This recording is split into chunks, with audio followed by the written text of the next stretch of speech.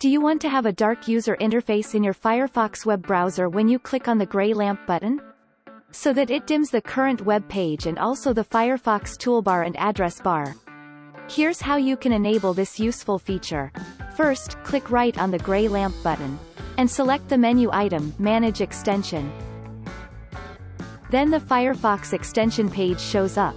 And click here on the three dots icon and choose in this menu list the item, Options.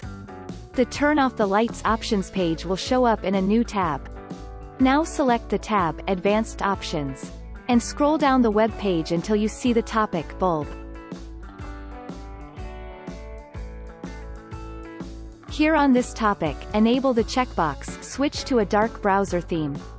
And that's it. When you click now on the gray lamp button, it dims your current web page. And also dims your Firefox toolbar and address bar.